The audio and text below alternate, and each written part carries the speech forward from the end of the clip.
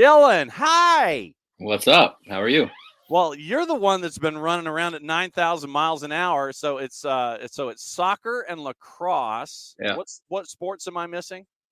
No, well, also uh, coaching 5 and 6-year-olds Ooh, girls as well. oh, wow. So what has that experience been like for you, sir? Interesting for sure. The latest debate was two of the girls on the team complained that girls in the other team were pushing them. Okay. So like you can't exactly go, well, just push back. Like, Why not? We're not supposed to teach that, I think, to 5 and 6-year-olds. But you're not teaching it. It's just What I'm trying to do in a very Wilfred Nancy kind of way is I'm trying to like teach the concept of space. I'm Okay. like, you won't get pushed if we open up into space. Okay. So basically, flee is what you're saying. Get away. Just open up space and pass to each other. Be good teammates. Okay, just checking. I just wanted to see how the I don't know if that's a concept that goes over with 5 and 6-year-olds. Well, Who during the training session when the ice cream truck arrives, three of them just like sprint off trying to get ice cream. They came right back. Wow, that's fantastic. So, do they have the money with them? Do they have the cards with them, or do you have to still? No, their parents are there too. Coach Dylan, can you pay for the ice cream? No. But my daughter from her dance classes, we brought in a concept that has been very popular with the girls of post practice and post game stickers. Okay. 5 and 6-year-old love stickers. So we decided, or she decided, I should say. Let's be honest, she's the boss. Yes. It's soccer related. Actually, I have them here. Soccer related stickers for post match, and then unicorn stickers for post training. Oh, okay. So let's see.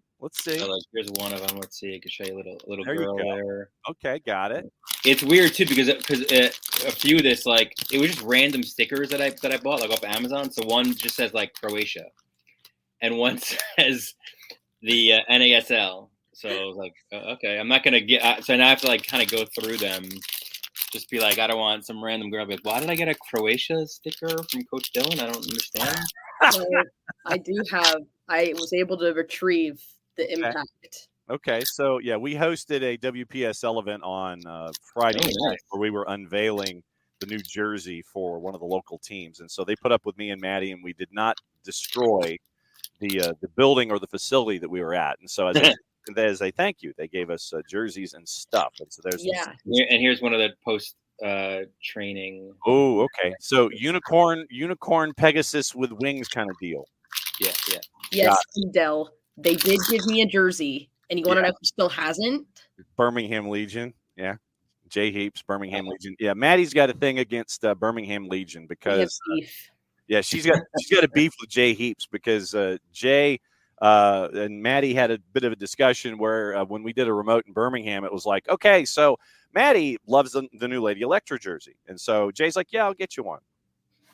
Nothing. Where is it? Radio silence. So yeah, that's where we are. So the WPSL, yeah, Maddie's beside herself with Jay Heaps. Speaking of Jay Heaps, former location of Jay Heaps is in a heap of trouble, and we talk about hot seats. Let me start it this way. When it comes to hot seats, how early is too early to talk about hot seats when it comes to coaches in Major League Soccer, do you think? I think it depends on the team, right? Like, what was Chris Armis's at Toronto? Like four matches? Yeah. I mean, in a COVID year where they couldn't play at home, like a lot of things were stacked against them there. So I think it depends on the team and the move that you make, right? But you're right. Like, there's a few new coach hires where you're like, it's not exactly working out here. But the problem, I think, with any of that is, like, look, every new coach brings in, their own stuff, their own concepts, their own way to play, their own philosophy. And I think DC has maybe learned this a little bit over the years. Like, when then make a change, right? Like now you're turning the clock back, and now you've got to go back to the starting line, and even if you weren't that far ahead of the starting line, now you have to go back, and now we've got a new philosophy and a new coaching staff in, and you're just behind the eight ball then. So that said, MLS is unforgiving. So especially in the East, it's very difficult to make up points. NYCFC has, to their credit, with this homestand they've been in. What is it? 9 points from their 4 matches so far, I think, 3, 6, 9, 10 points. I think. I'm not good at math. Yeah. But I think three wins and a draw, right? Ahead of Colorado coming up on Sunday. So you can make up points for sure, but it's hard to make them up in a bunch like New England are looking at right now. 9 matches so far for New England, only 4 points on the grid, 1-7-1, averaging giving up 2 goals a match, minus 12 in goal difference. You've only scored 6 with some of the big names that you have on this roster. And so let me see if I've got this correct. So first, it was dealing with CONCACAF and the schedule there. Then it was dealing with schedule compression in general. Then, before Messi and friends come to town, it's either food poisoning or just general sickness that is going on in New England. Short of dogs and cats living together, mass hysteria, where else can Caleb Porter go when it comes to things I can say before a match to temper down expectations? The excuse mill, yeah. Like he's gone a few chapters into that, hasn't he? Yeah. Like he's not like is he gonna blame the turf next? Is it what were other popular ones in MLS? Well, he did the multiple competitions thing, which he can maybe revisit, right, with Leagues Cup. True, you could. He did in the Champions Cup, he did the salary issue, right? Like they've got 15 DPs out there. We don't. Yeah, we can't compete with that. They have 15 DPs. I don't know, but here's the problem. Like he is his own worst enemy here because he just went out and then what did he say in the beginning? Like he was complaining about or needing the reset from I mean basically like the Bruce era, right? Like basically having to like clean up everything there. Yeah. So because you're not worrying about the baloney anymore. Yes. Right. I had to get my Cardinalfo reference in there, but putting the baloney aside. How bad is it in New England right now? Yeah, pretty bad, right? There's 29 teams in Major League Soccer. They are the 29th team in Major League Soccer right now. And is Nashville the 28th? You can make an argument there. You could San Jose. True. Could probably San Jose is probably there. Yeah. Nashville, you could. I don't know. Again. Oh, San Jose's 28, then is Nashville 27, I guess. Probably, yeah. Of course, on the mothership, there's these power rankings that are out, so you can peruse those and see how. Never heard of it. These teams are, but yeah, no, not good. And again, it's an East that has Messi and friends, that has the defending Supporters Shield and MLS Cup winners, that has an improved Atlanta team, that has an improved Red Bulls team, that has an NYCFC team now earning points. Who am I missing? I think Montreal with some home games, they're going to be better, right? Like, so there's only so many playoff spots that are available, right? So like where is it going to turn for New England? Dylan Butler, MLSsoccer.com, hanging out with us, and we're discussing everything from coaching youth soccer to hot seats and everything else going on. Messi and friends, as some of our folks in the Twitch pitch mentioned, Del Schaefer down in Charleston. He's like, but they had the highest attendance ever, like 65-12. It's like, yes, they got to watch their team get smoked by 3 goals. but how many of them were actually there to see the team get smoked, and how many of them were there to sit there and see Messi and friends and have Messi and friends? I think the folks at Patriot Place were happy. There were Yes. probably a few establishments that were visited before and after. Yes, sadly, Toby Keith's is no longer one of them. But R.I.P. You've got right now the street fight that is the East. It's going to be a street fight all season long, because I still think that Messi and friends are going to come back to the pack just because of injuries and schedule compression and international duty and all these things.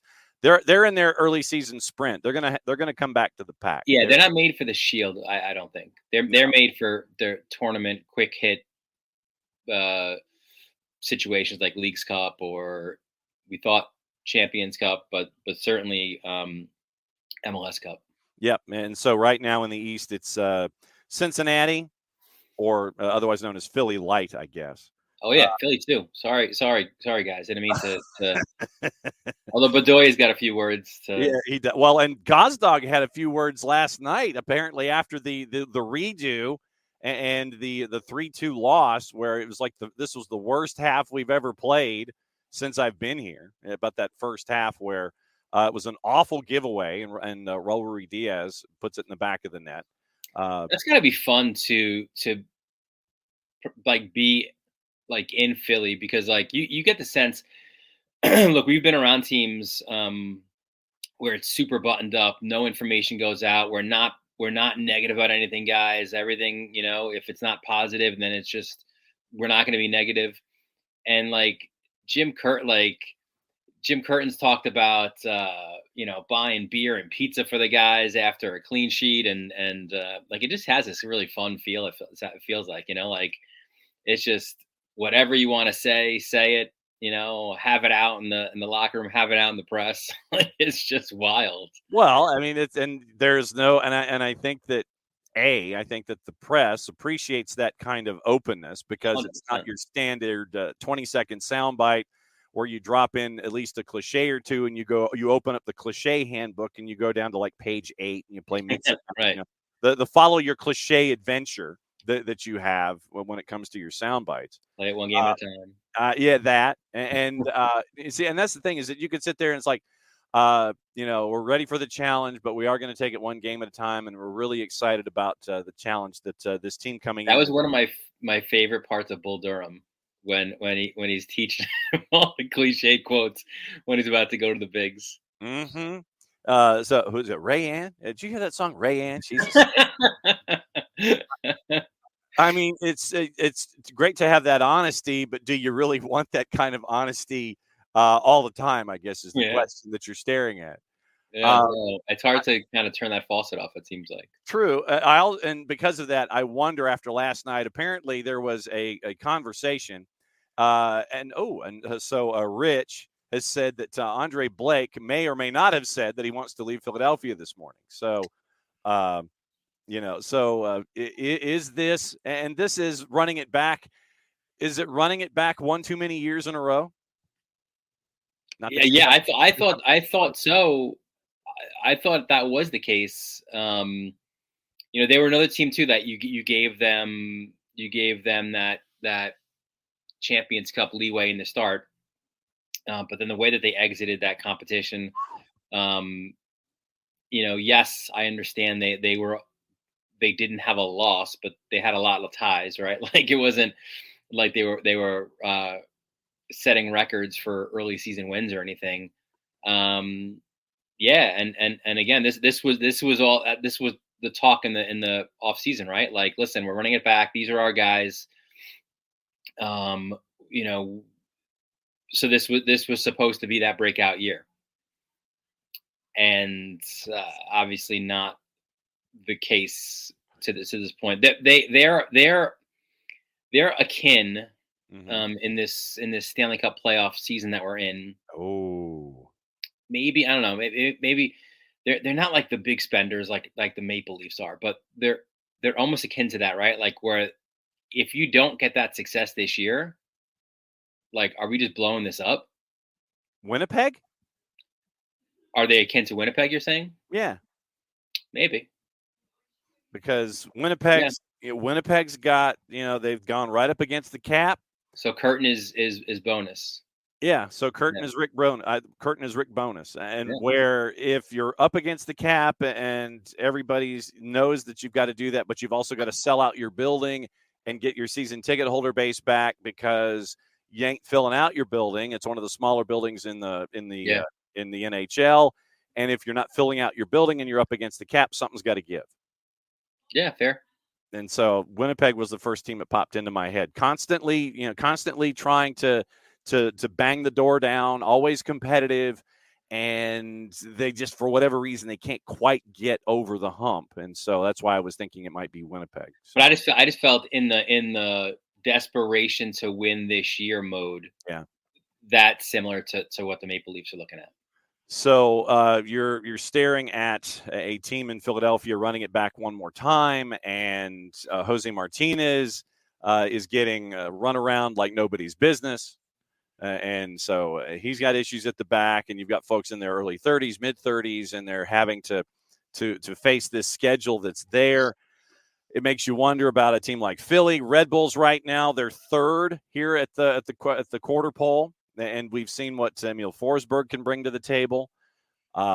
John Herdman, after 10 matches, I did not anticipate this, even with the injuries that they have at Toronto right now. They're in fourth. You mentioned Crew. Nick Cushing has a stay, I believe, is probably the best way to phrase it with that most recent run of form. DC, I'm still wondering how DC is where they are, and I'm guessing it's because of the Belgian bread loaf, Christian Benteke. Put it in his vicinity. Yes, exactly, in the area code. But so our friend Emilio, now that we're to this particular part of the program, he wants to know what your thoughts are on Atlanta United. You said early on, you mentioned that Atlanta United's better. What are your thoughts about Atlanta United at the quarter pole? It's a tough, like, we're not giving out grades, right? But like it's a tough team to grade because of the injuries, especially in the back, right? Like I think they're a very, very good team. I think they're a top 4 team in the East. Mm-hmm. I would put, in whatever order, Crew, Cincinnati, Atlanta, Red Bulls. Mm-hmm. Messi and friends. But again, like probably there too. So top five in the East. Okay. But again, it's hard to judge. I think again with the injuries. So like I think the build. I think they addressed needs in the offseason and in a really good way. But also the summer is going to be interesting too, right? Like because obviously there's going to be suitors for players, right? Especially named Thiago. So I've heard, yes. It's like you address your needs in that one window, but now and of course they're anticipating these things, so they've got it on the board. If this happens, then that happens. So, but no, the long-winded I think is I do think they're an improved team. We've just not seen the best of them yet. So then let me ask you this: you mentioned the Color Your Thiago Almada adventure that we're going to be having sooner rather than later. That you're going to have suitors, and you just don't know where and what the price tag is going to be. What do you think about the new rules of engagement where it looks like in the summer you can add a U22 or another DP, or that kind of thing? What do you think about the new rules and where it might help franchises and who's going to have to sit and wait for a little bit to get the help, I guess?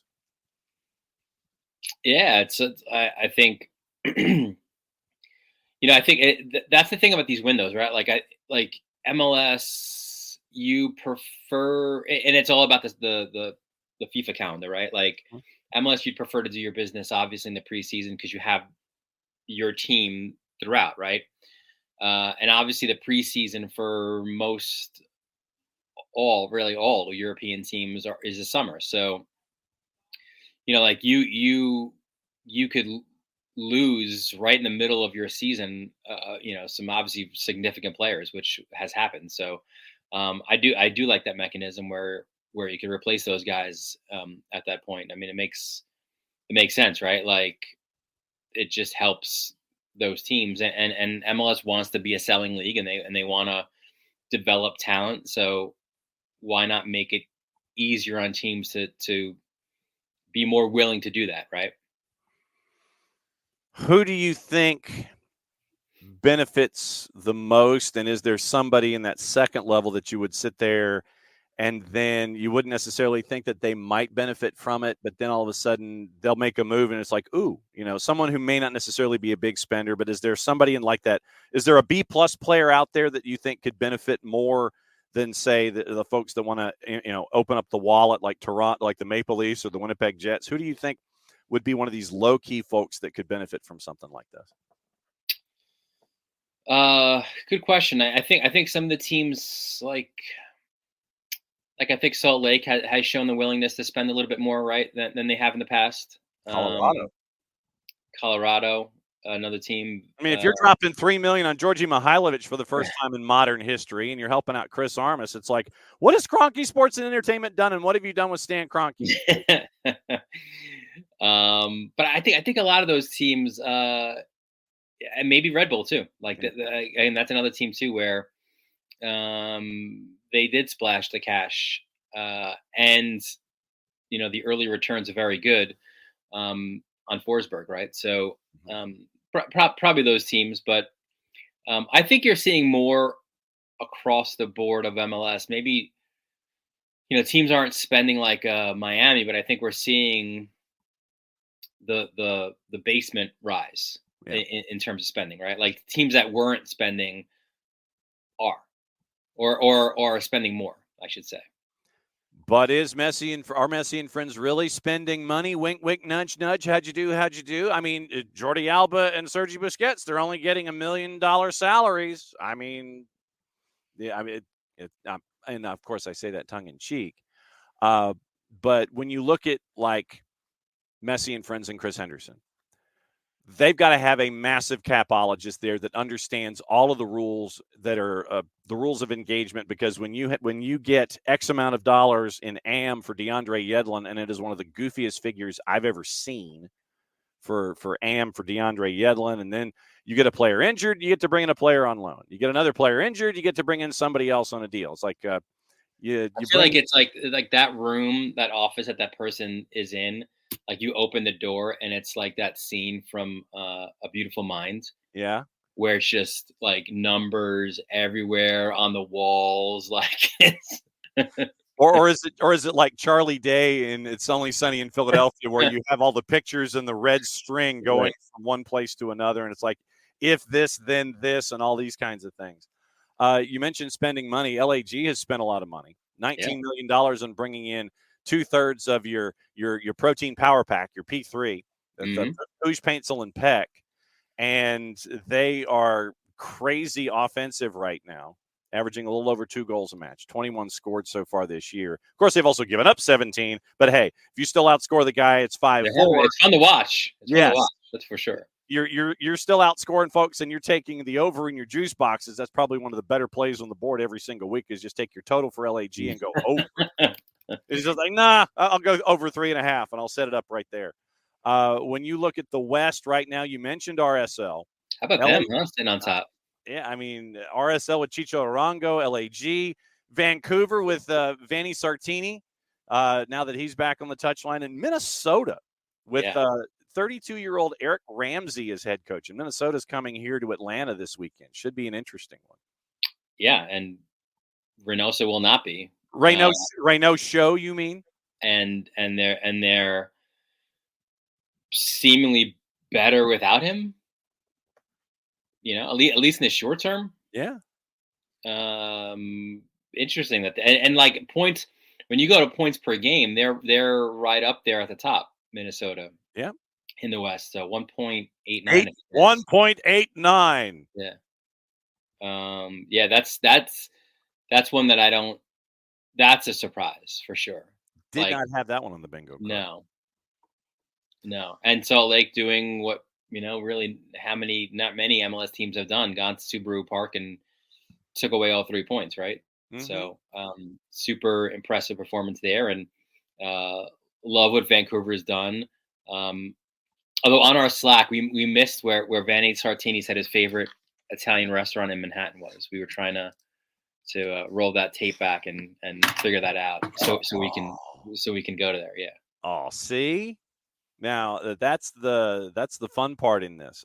Question from Dell in Charleston, and as we're talking about Messi and friends and dollar signs and caps and all this kind of stuff, wants to know if MLS teams get a share of the Apple TV money.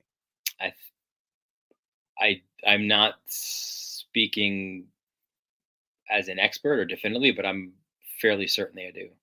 And so you have all of the. I'm trying to sit there, and I did a massive search quickly, trying to figure out if something is there. I mean, they have to, don't they? Yeah, I mean, you would think that it's somewhere in there that as a part of this deal, you get X, and then for subscribers, you probably, if you hit certain metrics with subscribers, you probably end up getting more. But especially like what you lost with local TV,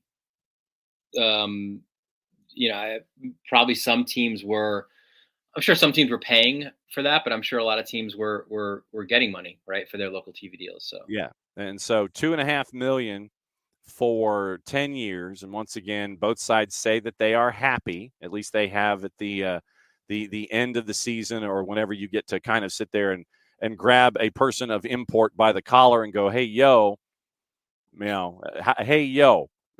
how is this deal going? Oh, everything's great. Yeah, everything's fine. No worries there. So on a per club basis, when this came to the fore, 29 teams, and then San Diego coming in for 30. You have the $2 million in production costs that teams have typically spent. You get an average of $7.5 million a year per club. And that's a big increase from the last deal, which was at $90 million, $25 million for the rights to the national team games sold separately, $65 million to $300 million. So it's a 450% increase in income. And so that's what you're staring at with the distribution when it comes to the Apple TV deal. So, I mean, $7.5 million can help you out, man. That's what that's hunting for. This upcoming weekend, what matches are in your spot shadow? Where are you going to be staring at? Are you going to be staring at the team that is going to be heading toward Dylan Butler Estates in short order? Where are you going to be staring at things this weekend? Well, of course, it starts with tonight. I'll be on the desk for that one. So we'll see if the crew can finish things off and reach the CCC final. Will they? I wish they didn't concede the away goal. That makes you nervous, right? I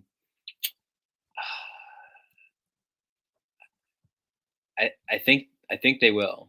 Okay. But I say that not super. There was a bit of an uptick at the end. I think they will. I'm Ron Burgundy. So I think eyes are in, and it's not because of Messi, but I think because of the result last time when Messi wasn't there. I think Red Bull Miami's is a real interesting one to keep an eye out for. Just also to where they are, in the East and the table. I the Atlanta Minnesota match I think is really interesting as well. The reasons we mentioned before. I think and the two Sunday ones as well. Seattle is that. Who the hell knows what's going on with those guys, right? Like they're fine, I think, as long as they don't get a red. Yeah, yes, that's true. And maybe take the over there in Lumen Field. And my CFC's final home match of the 5 that they have with Colorado coming back on Cinco de Mayo as well. So there is some and again that's right next to Flushing Meadow Park. That place is going to be the smells incredible. See now you're getting me hungry. Sorry. No worries. At Dylan_Butler. It's great to see you, my friend, with the coaching and the high school varsity media on the YouTubes and on the social medias. and MLSsoccer.com. My friend, it's great to see you. Glad things are going well, and may you continue to award stickers to all of your players when they do well. Yeah, they get it regardless. But we will do the stickers, and I'm going to try to implement and maybe a 2-3 formation with open up space on the mini pitch that we already play on. So there you go. So we got to come up with SDH stickers and send them up to you so you can sit there and award them. Here's you can put a unicorn on it. The girls will love it. That would be fantastic. Be good, Dylan. We will catch up with you next time. Hopefully, it will be next week. We'll keep talking about stuff. That's the official term. Yeah, buddy.